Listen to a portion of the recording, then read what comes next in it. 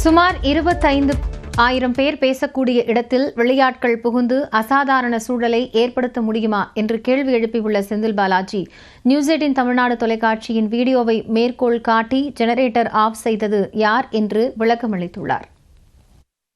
இருக்கக்கூடிய ஒரு 10,000 பேரோ இல்ல 15,000 பேரோ 20,000 பேரோ 25,000 பேர் இருக்கட்டும், அவ்வளவு பெரிய கூட்டங்களுக்குள்ள போய் நீங்க சொல்ற மாதிரி ஒருத்தரோ 5 பேரோ 10 பேரோ போய் அது மாதிரி ஒரு அசாதாரண சூழ்நிலை உருவாக்க முடியுமா? பிராக்டிகலா யோசிச்சு பாருங்க. இந்த ஜெனரேட்டர் ரூம் நீங்க பாருங்க, நீங்க எல்லாரும் நீங்க போட்ட லைவ் தான். வைக்கப்பட்டு இருந்த தடுப்புகளை பொதுமக்கள் உடைத்துக் கொண்டு செல்ல வேண்டிய சூழல் ஏற்பட்டது. அப்போது விஜயின் பரப்புரை ஏற்பாட்டு குழுவை சேர்ந்தவர் ஜெனரேட்டரை ஆஃப் செய்தார். இந்த காட்சியை நியூஸ் 18 தமிழ்நாடு தொலைக்காட்சி பதிவு செய்துள்ளது.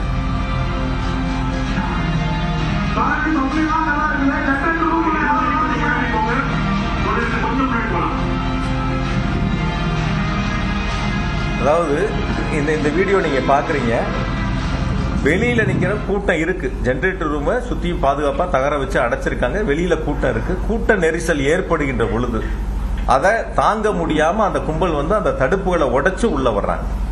உள்ள வரும்போது அந்த ஜெனரேட்டர் அங்க யார் அந்த ஜெனரேட்டர் ஏற்பாடு பண்ணாங்களோ, இன்னும் கூட நான் விளக்கமா சொல்றேன், இந்த ஜெனரேட்டர் ஆஃப் ஆகும்போது கூட ஸ்ட்ரீட் லைட் ஆஃப் ஆகல.